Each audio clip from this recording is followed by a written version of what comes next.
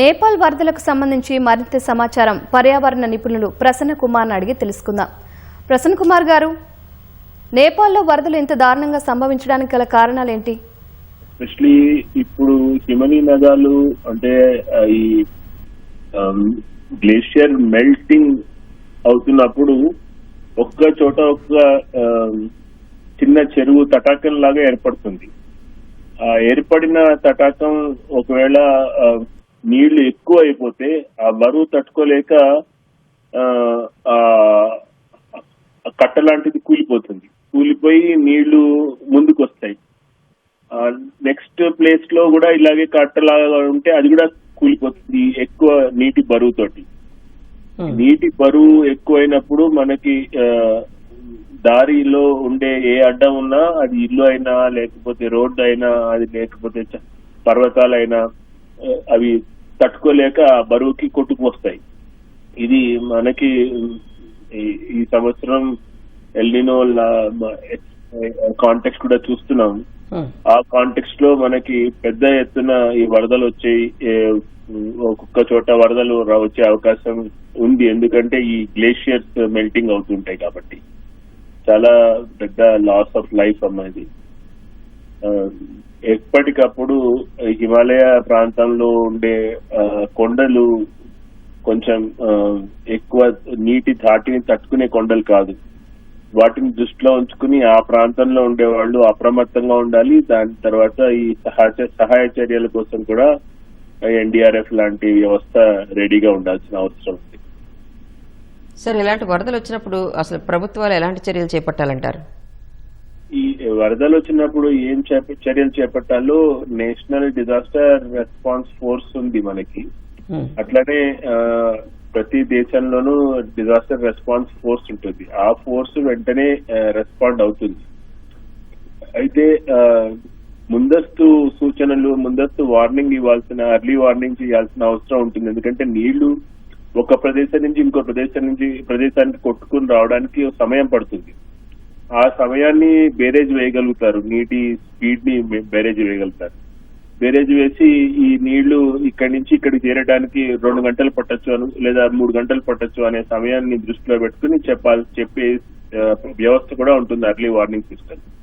కొన్ని చోట్ల వాలు ఎక్కువ ఉన్నప్పుడు నీరు ఇంకా ఉధృతంగా, ఇంకా ఫాస్ట్ గా మూవ్మెంట్ అవుతుంది.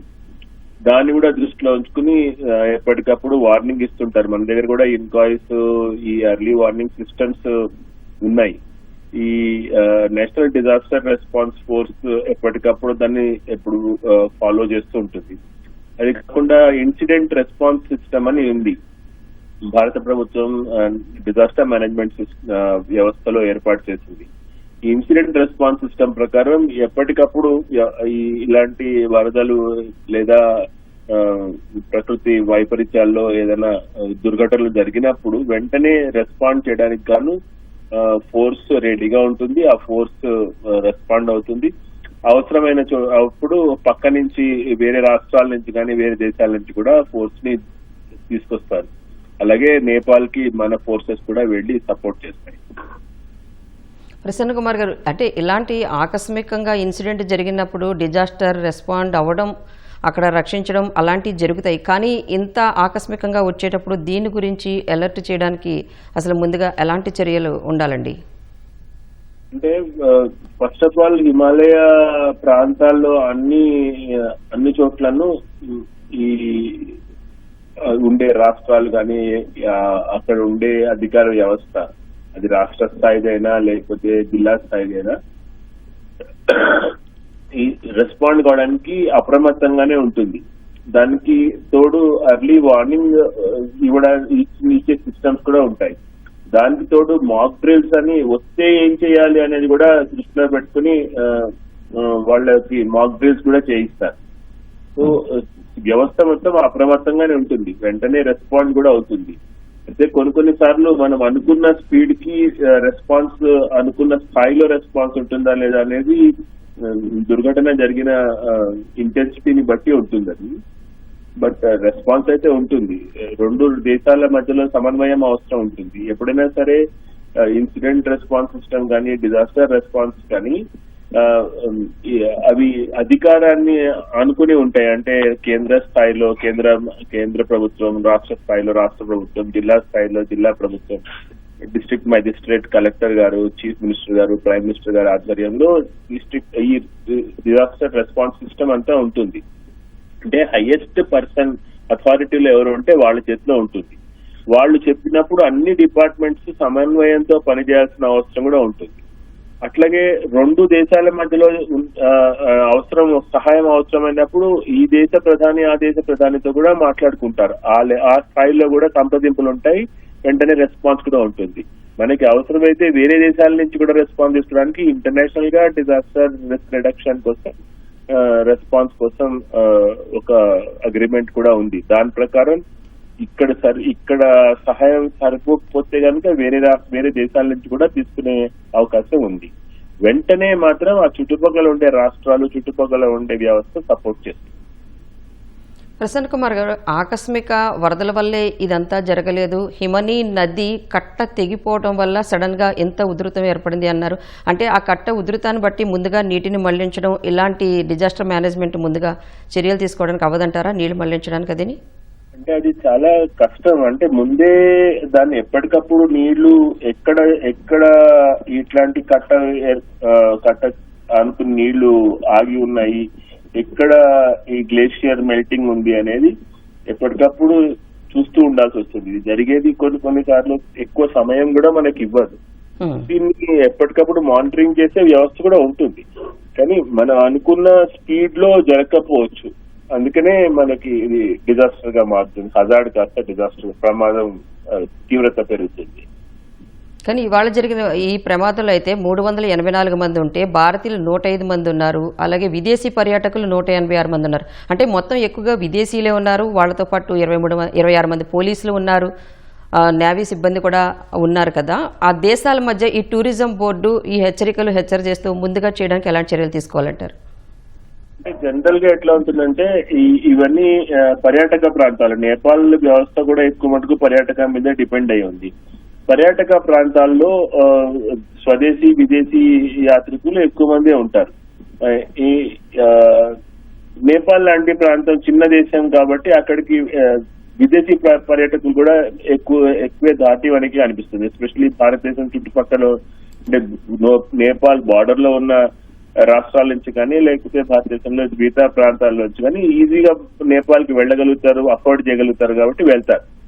అయితే వెళ్ళినప్పుడు టూరిస్టులని వాళ్ళ లైఫ్ ని ప్రొటెక్ట్ చేయడానికి అక్కడ లోకల్ పోలీస్ వ్యవస్థ ప్రయత్నం చేస్తుంది. ఎందుకంటే టూరిస్ట్ వ్యవస్థ మీదనే డిపెండ్ అయి ఉంది అక్కడి ఆర్థిక వ్యవస్థ మొత్తం.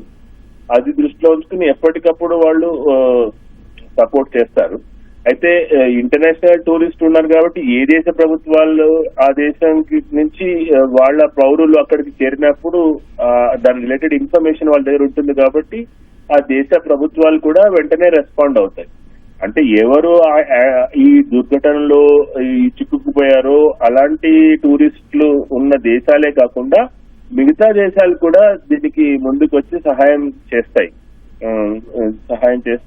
అంటే డిజాస్టర్ రెస్పాన్సే అట్లా ఉంటుంది. ప్రపంచంలో ఎక్కడ ఏది జరిగినా కూడా మిగతా దేశాలన్నీ రెస్పాండ్ అయ్యేటట్టే వ్యవస్థ ఉంటుంది. దానికి అనుగుణంగానే ప్రయత్నం కూడా చేస్తారు. ప్రసన్న కుమార్ గారు, అంటే గతంలో ఎప్పుడైనా ఇంత పెద్ద ఎత్తున ఇన్సిడెంట్ జరిగిందంటారా? మనకి ఫ్లడ్సే కాదు కదా, అర్త్క్వేక్ కూడా జరుగుతుంటాయి. నేపాల్ ప్రాంతంలో అర్త్క్వేక్ జరిగింది ఇంతకుముందు మనం చూస్తాం, కాశ్మీర్ లో అర్త్క్వేక్ జరిగింది చూస్తాం, టర్కీలో అర్త్క్వేక్ జరిగింది చూస్తాం. ఇలాంటి పెద్ద ఎత్తున అంటే హిమాలయ ప్రాంతం పర్వతాలు అన్ని కూడా కొంచెం వీక్ పర్వతాలు. ఏదైనా అర్త్క్వేక్ వచ్చినా కూడా పెద్ద ఎత్తున నష్టం ఉంటుంది, అలాగే ఫ్లడ్స్ వచ్చినా పెద్ద ఎత్తున నష్టం ఉంటుంది. దానికి రెస్పాండ్ అయ్యేలాంటి వ్యవస్థ కూడా అక్కడ ఉంటుంది. కానీ అది చిన్న దేశం నేపాల్, వాళ్ళకుండే కెపాసిటీ టు హ్యాండిల్, వాళ్ళకు వచ్చే డిజాస్టర్స్ ని హ్యాండిల్ చేసే కెపాసిటీ వాళ్ళ దేశానికి ఉండదు. కాబట్టి చుట్టుపక్కల దేశాలు మన దేశం లాంటి పెద్ద దేశాలు వాళ్ళకి సహాయంగా వెళ్తాయి. ఇది ఇట్లాంటివి చిన్న దేశాల్లో ఎక్కడైనా సరే దుర్ఘటన జరిగితే చుట్టుపక్కల ఉండే పెద్ద దేశాలు అలాగే ప్రపంచ వ్యాప్తంగా కూడా సహకారం వెంటనే వస్తుంది. అలాంటి వ్యవస్థ ఇంటర్నేషనల్ డిజాస్టర్ మేనేజ్మెంట్ లో ఉంది. సార్ అంటే ఎలాంటి నేపాల్ అనేదే టూరిజం స్పాట్ కాబట్టి ఎంతోమంది పర్యాటకులు వచ్చే ప్రదేశం కాబట్టి ఏ దేశానికి ఆ దేశ రాయబార కార్యాలయం దగ్గర అయితే ఖచ్చితంగా ఎవరు టూరిస్టులు వెళ్తున్నారు ఎవరు వస్తున్నారు అనేది క్విక్ రెస్పాన్స్ ఉంటుంది. వాళ్ళకి సంబంధించి రిహాబిలిటేషన్ కేంద్రాలు కూడా ఏ దేశానికి ఆ దేశం అక్కడ ఏర్పాటు చేసుకుంటాయా సార్? ఉండదు అమ్మా, ఎందుకంటే ఎప్పుడైనా సరే ఎక్కడ దుర్ఘటన జరిగిందో ఆ దేశం కంట్రోల్లోనే అక్కడ సహాయ సహకారాలన్నీ కూడా జరుగుతాయి. ఏ దేశం వాళ్ళు సహాయం చేయాలన్నా నా దేశ పౌరుడికి మాత్రం నేను సహాయం చేస్తాం అట్లా చేయడానికి ఉండదు. ఎందుకంటే సెంట్రలైజ్డ్ అంటే దుర్ఘటనలో ఎవరు చిక్కుకున్న పర్సన్ ఆ క్షణంలో ఆయన జాతీయత ఏంటి అనేది ధృవీకరించే అవకాశం ఉండదు. బట్ ఎవరు లాస్ అయ్యారో దేశంకి ఇన్ఫర్మేషన్ ఉంటుంది కాబట్టి వాళ్ళు ప్రయత్నం చేస్తుంటారు వాళ్ళని తీసుకుని మళ్ళీ వాళ్ళని ట్రేస్ చేయడానికి. ఎప్పుడైనా సరే దుర్ఘటన ఎక్కడ జరిగిందో ఆ దేశ వ్యవస్థనే దాన్ని హ్యాండిల్ చేస్తుంది. But in coordination with other దేశాలు, ఏ దేశాల నుంచి అయితే టూరిస్టులు వచ్చారో ఆ దేశం వాళ్ళు కూడా వీళ్ళతోటి పనిచేస్తారు. బట్ కానీ ఫీల్డ్ లో పనిచేసేటప్పుడు మాత్రం కోఆర్డినేషన్ లీడర్షిప్ అంతా కూడా నేపాలే చేయాల్సి ఉంటుంది. నేపాల్ ద్వారానే జరుగుతుంది, నేపాల్ ప్రభుత్వం ద్వారానే జరుగుతుంది. నేపాల్ ప్రభుత్వానికే మిగతా ప్రభుత్వాలు మిగతా దేశాలు కూడా సహాయం చేస్తాయి.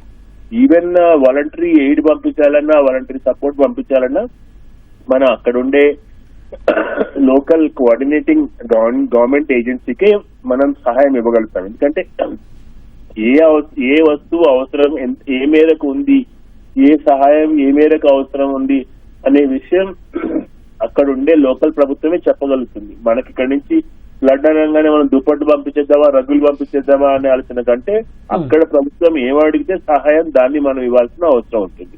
అందుకనే ఆ కోఆర్డినేషన్ మొత్తం ఆ దేశంలో ఉండే అంతర్గత భద్రత అంటే హోమ్ మినిస్ట్రీ వాళ్ళు కానీ డిఫెన్స్ మినిస్ట్రీ కానీ హ్యాండిల్ చేస్తారన్నమాట. సో ఇవాళ ఈ దుర్ఘటనలో 105 మంది భారతీయులు ఉన్నారంటే మన భారత్ నుంచి మన ప్రధానమంత్రి కార్యాలయం నుంచి కానీ క్విక్ రెస్పాన్స్ ఎలా ఉండాలి, అసలు ఎలా సంప్రదింపులు జరపాలంటారు? రెస్పాన్స్ ఆల్రెడీ వెళ్ళిపోయి ఉంటుందమ్మా. Already national disaster management authority ఉంది మనకి. National disaster management authority continuous గా 24 hours 365 days వాళ్ళ దగ్గర చాలా పెద్ద కంట్రోల్ రూమ్ ఉంటుంది. ఆ కంట్రోల్ రూమ్ లో పెద్ద పెద్ద స్క్రీన్ల మీద ఎక్కడ ఏ ఫ్లడ్ జరిగింది, ఏ ఎర్త్క్వేక్ జరిగింది, ఏ సునామీ జరిగింది అనేది తెలుస్తుంది. అలాంటి వ్యవస్థ మనకి ఇన్కాయిస్ హైదరాబాద్ లో కూడా ఉంది. ఈ అంటే సీ వైపు లేకపోతే వరదలు సముద్రం నుంచి వచ్చే ధాటి గురించి ఇన్ఫర్మేషన్, ఓషనిక్ కరెంట్స్ మీద అట్లాంటి ఇన్ఫర్మేషన్ నేషనల్ లెవెల్లో డిజాస్టర్ మేనేజ్మెంట్ అథారిటీ దగ్గర ఉంటుంది.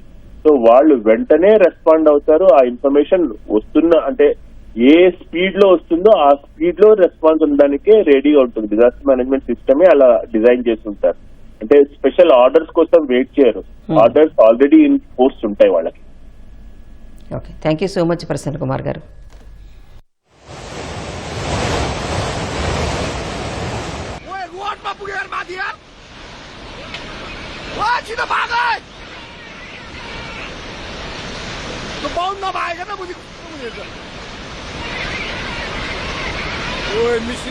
मेलम्ची भन्थ्यो